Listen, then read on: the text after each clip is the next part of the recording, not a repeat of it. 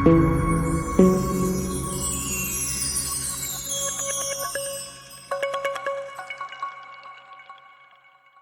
Everyone, welcome to वर्णमाला classes. मैं हेमंत बसवाल और आज मैं रिव्यू करूंगा एक बेहद छोटी सी और खूबसूरत सी बुक का जिसका नाम है भारतीय समाज। इस बुक के लेखक हैं श्यामाचरण दुबे और ये बुक ओरिजिनली इंग्लिश में पब्लिश हुई थी जिसका कि हिंदी अनुवाद है। और जो श्यामाचरण दुबे हैं वो एक कहें कि जाने माने सोशल साइंटिस्ट थे और ये बुक उन्होंने भारतीय समाज का एक कहें कि इंट्रो या फिर ओवरव्यू के रूप में लिखी हुई है और जिसके अंदर छोटी सी बुक के अंदर वो बहुत सारी चीज़ें कहे जाते हैं और आगे हम देखेंगे क्या क्या बताते हैं। तो ये ओरिजिनली इसका हिंदी के अंदर भी इसका जो पहला संस्करण है वो 1985 में हमें दिखता है। और आगे चलते हैं इसके विषय सूची के ऊपर।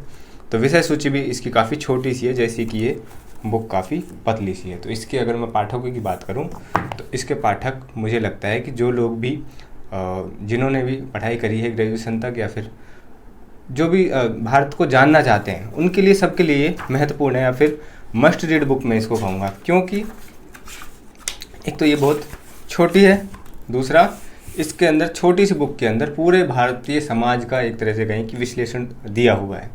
इसके अंदर हिस्ट्री और सोसाइटी को मिलाया हुआ है क्योंकि हिस्ट्री और सोशियोलॉजी जो सब्जेक्ट्स हैं वो बहुत ज़्यादा अलग अलग नहीं हैं, तो उनको मिला करके एक तरह से भारतीय समाज का ओवरव्यू इसके अंदर देने का प्रयास किया गया है।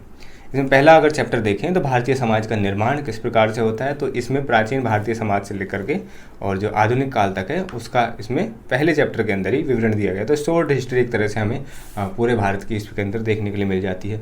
दूसरे चैप्टर में विविधता और एकता कि क्या कौन कौन सी डाइवर्सिटी किस प्रकार की है इंडिया के अंदर, कौन कौन से रिलीजन, कौन कौन सी चीज़ें हैं जो इसको अलग अलग और साथ में जोड़े भी रखती है।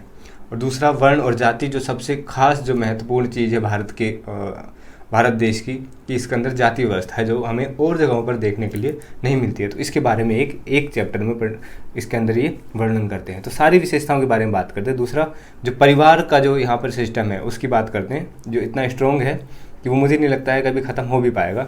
तो ये जो परिवार का सिस्टम है उसके बारे में बात करते हैं। और फिर ग्रामीण तथा नगरीय संदर्भ, नगरीकरण के स्वरूप और स्त्री पुरुष का संबंध किस प्रकार यहाँ पर देखा जाता है और परिवर्तन की प्रवृत्तियाँ।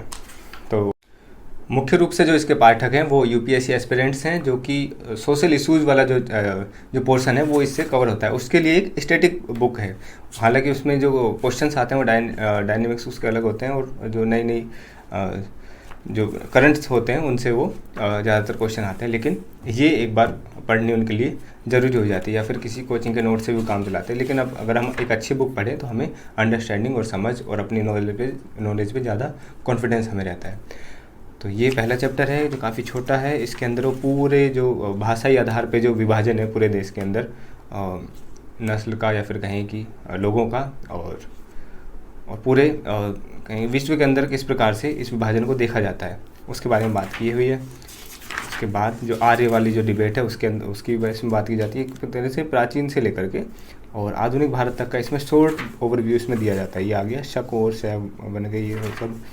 तो जब हम हिस्ट्री पढ़ते हैं तो हिस्ट्री में भी हालांकि हम भारतीय समाज को जान लेते हैं कि अगर हमने हिस्ट्री पढ़ ली तो एक तरह से हमें पता ही लग गया कि क्या है, लेकिन उसको भी ये एक सोशियोलॉजिकल पॉइंट ऑफ व्यू से और जो सोसाइटी के लिए हमें जानने के लिए ज़रूरत होती है वो सब चीज़ें एक तरह से उबार कर हमें आंखों के आगे रख देते हैं। तो बुक पढ़ना भी काफ़ी आसान है, बहुत ज़्यादा मुश्किल नहीं है। ये देखिए मिडिवल टाइम पर आ गए हैं, वहाँ से सोसाइटी में क्या चेंजेस आते हैं उनको समझाने का ये प्रयास करते हैं। तो ये जो एक कहें कि जो हम बड़ी बड़ी पुस्तकें पढ़ते हैं उसके अंदर भी हमें ये सब चीज़ें देखने के लिए नहीं मिलती है जो कि हमें इस पुस्तक के अंदर देखने के लिए मिलता है। विविधता और एकता, ठीक है, ये भी काफ़ी छोटा सा चैप्टर है और मुझे बड़ी खूबसूरत लगी थी बुक। मैंने जैसे ही मेरे टीचर ने बोला मैंने तुरंत खरीद के इसको पढ़ लिया था। वर्ण और जाति, इसके ऊपर इन्होंने पूरा अपना डिबेट जो कुछ भी है इसके ऊपर वो सारी दे रखी है और पूरी तरह से जाति व्यवस्था किस प्रकार है और कौन कौन से सारे रिलीजन के अंदर हिंदू धर्म से किस प्रकार से जाति व्यवस्था का प्रसार हो गया वो सारा यहाँ पर बताया हुआ है। और कौन से टाइम में आकर ये जाति व्यवस्था सबसे ज़्यादा रिजिड हो जाती है उसके बारे में यहाँ पर बात करते हैं। और परिवार और नातेदारी व्यवस्था, इसके बारे में बात करते हैं कि प्राचीन काल से लेकर के एंड तक किस प्रकार का सिस्टम रहता है और अलग अलग जो रिलीजन है उनके अंदर किस प्रकार का हमें पारिवारिक सिस्टम देखने के लिए मिलता है। दूसरा ग्रामीण और नगरीय संदर्भ, ग्रामीण क्षेत्र में जो लोग रहते हैं वो और नगरीय क्षेत्र में जो रहते हैं उन लोगों की क्या विशेषताएं होती है, उनको कौन सी चीज़ें इफेक्ट करती है, उसके बारे में भी एक छोटा सा चैप्टर लिखा हुआ है। इसके साथ में नगरीकरण के स्वरूप, क्योंकि मुख्यतः अब तो भारत का नगरीकरण हो रहा है, ज़्यादा से ज़्यादा जो भी लोग हैं वो नगरों में ही रहते हैं, तो नगरीकरण एक बहुत ज़्यादा महत्वपूर्ण चैप्टर हो जाता है। उसके बाद स्त्री पुरुष संबंध, पूरे हिस्ट्री के उससे ही पूरा समझाने का प्रयास किया हुआ है कि सती प्रथा वगैरह का, कि क्यों सती होना पड़ता था किसी को और क्या कारण थे जो सती प्रथा को प्रोत्साहित करते थे, और दूसरे भी जो भी परिवार में जितनी भी चीज़ें हमें देखने के लिए मिलती हैं, जो भी विशेषताएं हमें देखने के लिए मिलती हैं, दादा दादी बुजुर्ग वगैरह उन सब बच्चे सब के बारे में इसमें बताया हुआ है।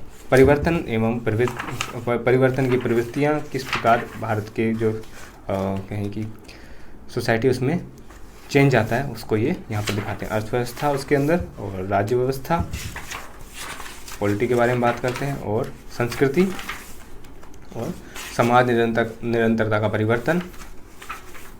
और इसके अकॉर्डिंग अगर हमें कोई और भी किताबें इस पर पढ़नी है तो वो यहाँ पर बताते हैं। तो इसमें डी गोस्वामी की the culture and civilization of ancient India and in historical outline, ये हिस्टोरियन की बुक है। ए एल बाशम की the wonder that was India, ये भी एक बहुत अच्छी पुस्तक है, उसका भी यहाँ पर जिक्र करते हैं। रोमिला थापर की सबसे पहले बुक का जिक्र करते हैं, और पेंगुइन ने प्रकाशित किया था जो भी है, ठीक है।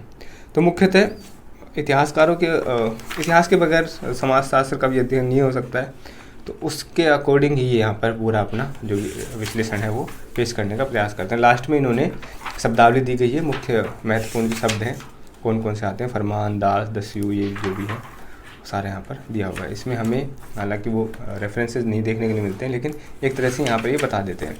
तो जब लेखक कितना अच्छा हो तो उसका रेफरेंस भी हमें देखने की ज़रूरत नहीं पड़ती है, क्योंकि ये प्रोफेसर रह चुके हैं और बड़े विद्वान हैं, और इनका अपने क्षेत्र में बहुत ज़्यादा रिसर्च की हुई है। तो NBT ने अगर प्रकाशित किया है तो ये नेचुरली है कि ये बहुत अच्छी पुस्तक है। तो हालांकि है, मैंने पढ़ा हुआ है और बहुत बेहतरीन पुस्तक मुझे लगी। तो जिनको अगर नहीं पढ़ना चाहिए, तो मुझे नहीं लगता कि कोई भी ऐसा पाठक वर्ग है जिसको इसे नहीं पढ़ना चाहिए। ये बुक सबके लिए मस्ट रीड बुक होनी चाहिए, ठीक है।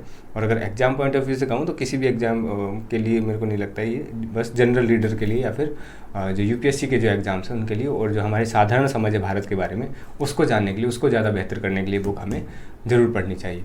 बाकी वीडियो देखने के लिए धन्यवाद, और जो और भी रिव्यू हैं वो भी आप देखते रहिए। और जो साथ में मैं वीडियो बना रहा हूँ लेक्चर्स की, इतिहास लेखन का, वो उसकी भी आपको प्लेलिस्ट मिल जाएगी। उसके अलावा मैं जो हिस्ट्री के जो इम्पोर्टेंट टॉपिक्स हैं उनसे भी मैं कुछ वीडियोस बना रहा हूँ, तो वो भी आप देखते रहिए। आपके सपोर्ट के लिए आपका बहुत बहुत धन्यवाद।